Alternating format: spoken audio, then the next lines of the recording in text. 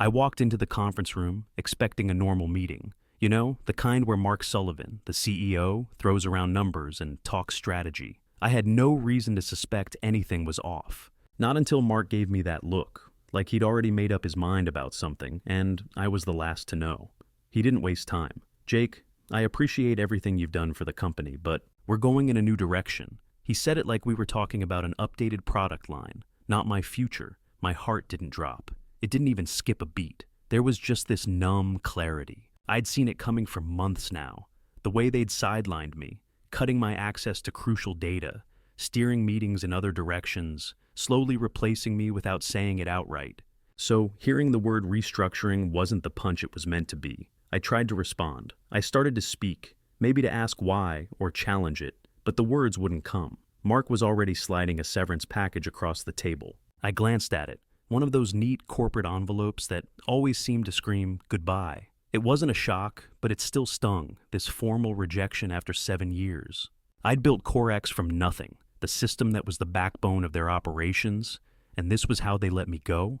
No thanks, no recognition, just a piece of paper. I stood up slowly, feeling the weight of that finality in my bones. I took off my ID badge and placed it on the table with deliberate care. No words. I wasn't going to argue.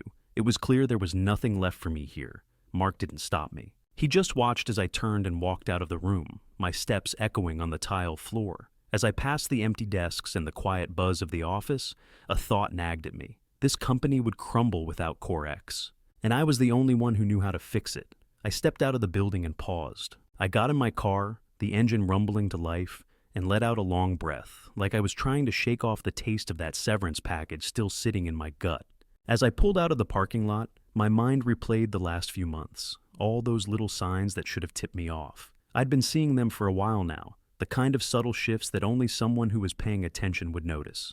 For starters, they'd slowly locked me out of the things that mattered. My access to financial data, cut, system logs, restricted. Every time I tried to get a glimpse of what was really happening, I hit a wall. It wasn't hard to see what they were doing. The higher-ups had started treating me like a formality. I'd become some kind of placeholder at meetings, not a player in the game. Then there was that one day, a week ago, when I overheard Mark and one of the junior managers talking in the hallway. They thought no one could hear, but I heard enough. "We're looking at a new direction for the company," Mark said, his voice all smooth and calculated. Fresh blood, new ideas, younger talent. He might as well have been talking about replacing a printer. They were planning to replace me, and they didn't even care enough to pretend otherwise. It didn't take long to figure out what that new direction meant. The week before my meeting, I'd found the draft contract. Bright, shiny, and unsigned. The offer? A kid straight out of college, no experience, but willing to take the job for half my salary. Half. That's how little they thought of me.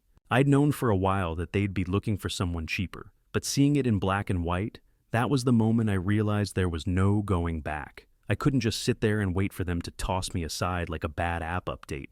So, I made a plan. 6 months ago, I'd embedded a failsafe in CoreX, something no one else even knew was there. A self-preservation mechanism hidden deep in the code. If anyone tried to get unauthorized access, CoreX would lock down. Hard. And if I wasn't there to stop it, it'd take down the entire system. Everything. It was my quiet insurance policy. I smiled to myself, the kind of smile you get when you know something no one else does. They'd think they could just replace me with some kid who could barely spell algorithm. Well, I was about to show them just how irreplaceable I really was. As I turned onto the highway, the thought of Mark scrambling to fix everything filled me with a twisted satisfaction. He thought he could toss me aside, make me disappear like I was nothing. But he was wrong. I leaned back in my chair, fingers tapping lightly on the armrest, my eyes fixed on the screen. The timer I'd set on my phone ticked down, the numbers counting off like a metronome. 9 minutes. That's all it would take before the system went dark. And when it did, I knew exactly what would happen. Back at the company, chaos was already starting to spread. CoreX, my system, the one they thought they could replace, was crashing hard. It wasn't just a glitch. It wasn't some easy fix. No, this was a shutdown, a full-scale, company-wide lockdown. Systems worldwide were going offline. Clients, businesses, operations, they were all stuck in the dark. I could almost hear the panic spreading from my seat in my car, and the idea made me grin. They hadn't even realized yet, but they would. Mark, of course, was in full-blown damage control mode. I could picture him, flustered, pacing, calling anyone he could think of, trying to figure out what had happened. Maybe he even thought it was some kind of hacking attempt, an external breach. I wasn't sure, but I knew one thing. He wasn't going to fix it, not without me. In the conference room, the engineers were scrambling. I could see them, huddled around screens, typing furiously, trying to bring everything back online. But they didn't know what they were dealing with. They didn't understand the code like I did. And then came the moment they would never forget. They realized that the problem wasn't just a system crash. It was an internal lockout, a self-imposed barrier, one that only I could lift. No one else even knew how to bypass it. The air in that room must have gone thick with desperation. I could almost hear Mark's voice breaking through the chaos, his attempts to bring order to the disaster falling flat. Some of the execs probably tried to dial up investors, hoping to delay the inevitable, while others started calling in favors. But they were all going to fail. I'd made sure of that. From the comfort of my couch at home, I watched as the minutes ticked away. I refreshed the browser, monitoring the slow burn of the crisis I'd ignited. It was beautiful in a way. The world they'd built on my code, was crumbling, and I was the one holding the match. I didn't feel bad about it. I'd built CoreX from the ground up. They didn't respect me, didn't appreciate what I'd done. Now they were going to see just how indispensable I was. The phone buzzed on the table beside me. Nathan's name flashed on the screen. Call me immediately. I smiled, a cold little smile that felt good. Let him sweat. Let them all sweat. I picked up the phone, but instead of answering, I swiped to voicemail. I'd hear what he had to say later, if I felt like it. Right now, the chaos unfolding in their office was enough. The power I had, the control I'd taken from them, it was enough for me. The seconds passed, and I could almost hear Mark's voice now, cracking with frustration. Would he come crawling back, beg for my help? Or was his pride too strong? Was he too stubborn to admit that he needed me? I couldn't wait to find out. It was a few hours later when the knock came, soft, tentative, like someone unsure if they should be there. I had just cracked open a beer and was watching the disaster unfold on my laptop when I looked up. Nathan and Rachel stood in the doorway, both looking like they'd seen better days. They didn't waste time on pleasantries. Nathan spoke first, his voice tight. "Jake, we need your help. This is bigger than we thought." Rachel, standing a little behind him, nodded, her arms folded across her chest, eyes darting around the apartment like she couldn't quite settle on where to look. It was clear they weren't just here to apologize. They were desperate. "I told you," I said, not really trying to hide the satisfaction in my voice. "You can't run this place without me." Nathan winced but pressed on. We know, but this isn't just some glitch, Jake. CoreX. It's locked us out. The entire system. We can't get it back online without you," Rachel added, her voice more hesitant. "The clients are freaking out. Operations are stalled. The investors, they're already asking questions. We need you to come back and fix it. We don't know what else to do." I studied them carefully. Neither one of them mentioned Mark by name, and that spoke volumes. They didn't need to say it. They knew who held the real power around here. Mark might have been the CEO, but I was the reason the company had stayed afloat as long as it did. They weren't just here for my code. They were here because they realized how much they needed me. Not just to restart a system, but to pull them out of the hole they dug themselves into. I leaned back, taking a long sip of my beer. "You know, I wasn't planning on coming back." I said it slow, making them wait for the punch. "But I'm listening." Nathan's shoulders relaxed a fraction, but Rachel didn't seem convinced. She glanced at him, then back at me. "We know you're upset, Jake," she said, "but we've seen the mess Mark's been trying to cover up.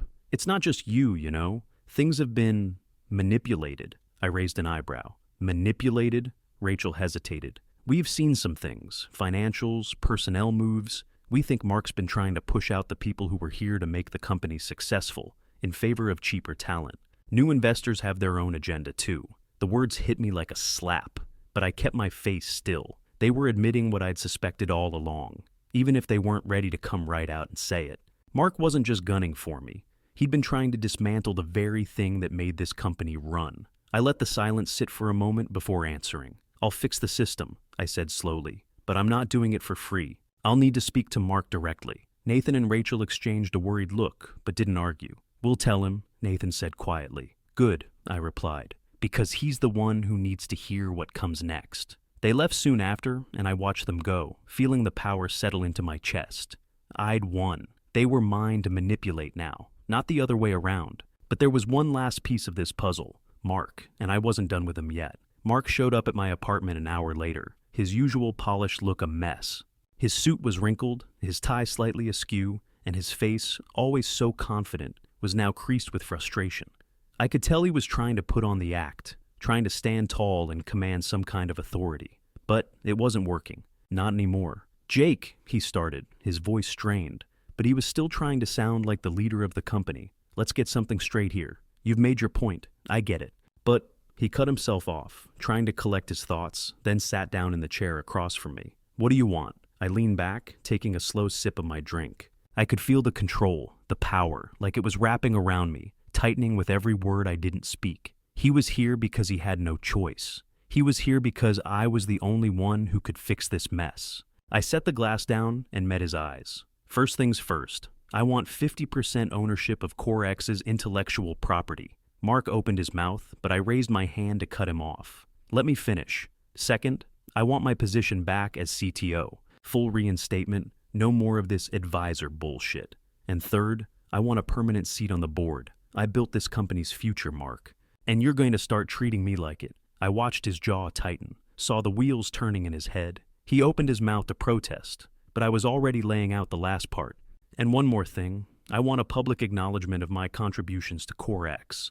People need to know that I'm the one who made this happen, not you, not anyone else." Mark's face reddened, and for a second, I thought he might stand up and storm out. But he didn't. He couldn't. Instead, he just sat there, visibly deflating, all the fight draining out of him. He knew I had him trapped.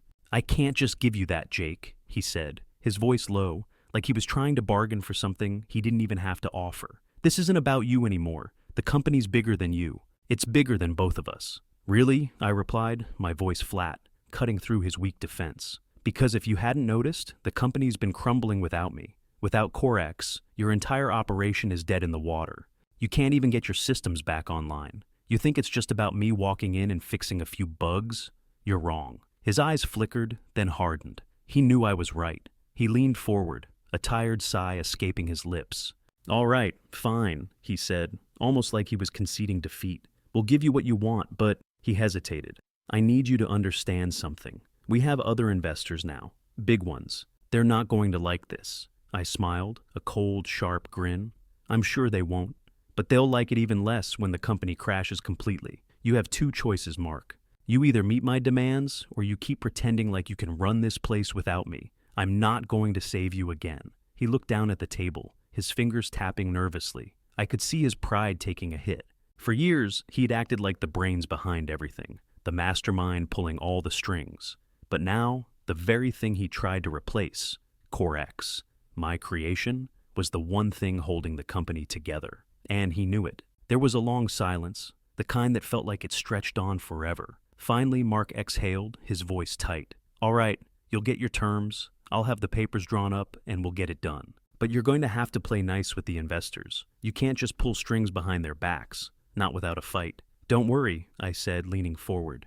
"I'll make sure they know who's really in charge." Mark stood up, straightening his tie, his shoulders stiff, but the defeat in his eyes was undeniable. He had no leverage left. I could see it now. He knew he was cornered. Before he could say anything else, I turned my attention back to my laptop. "I'll expect the contract soon," I said, cutting him off.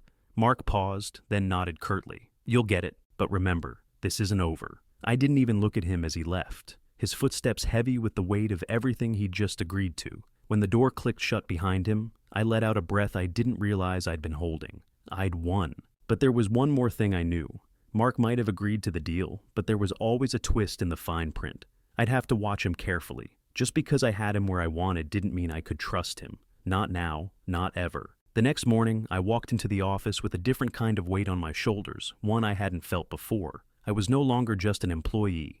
I was a major shareholder, and with the stroke of a pen, I now controlled the technical direction of the company. I wasn't just the guy who fixed things anymore. I was the one calling the shots.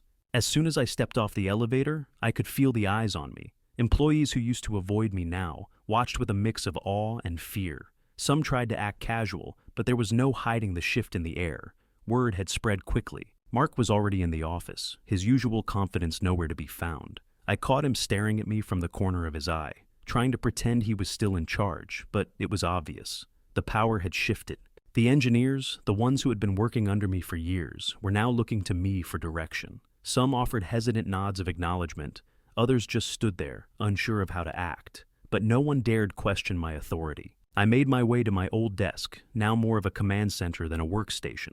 I logged in, checked the systems. Everything was running fine. Core X was solid, but the company, Mark, wasn't. I smiled to myself, feeling the control course through me. The board meeting was scheduled for noon.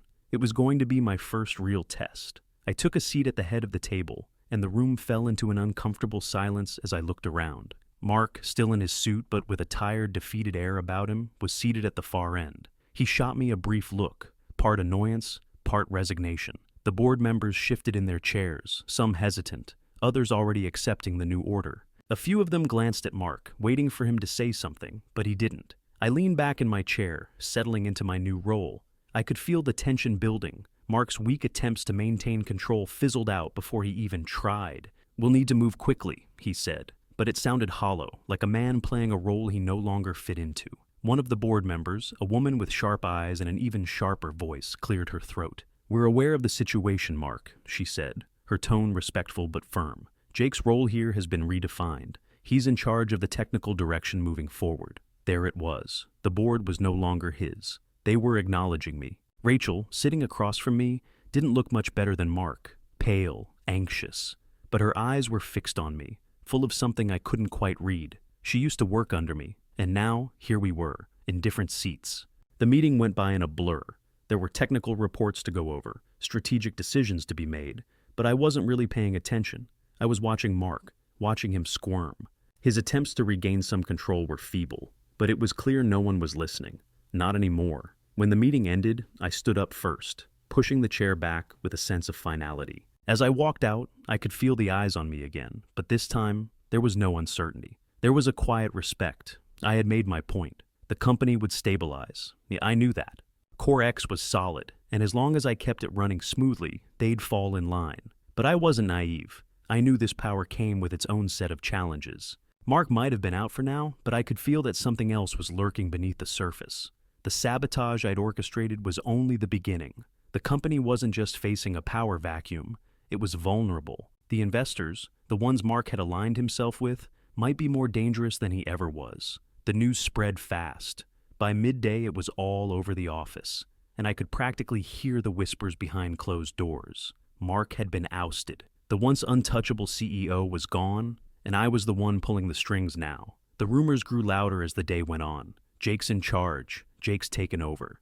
My inbox was flooded with messages, investors scrambling to get a piece of the action, clients asking if everything was going to be okay. But one email caught my eye. From a private equity firm, bold and direct. Exclusive offer to purchase Core X's intellectual property. I clicked it open, the words hitting me like a punch in the gut. The offer was generous enough to change everything. The kind of sum that would make anyone's eyes water. I didn't waste time. I arranged the meeting. Vincent, the firm's representative, was already waiting when I arrived. He was smooth, dressed in a suit that probably cost more than my car, and his smile was the kind you only get when you know you have leverage. "Jake," he greeted me, leaning across the table with that air of someone who thinks they already own you.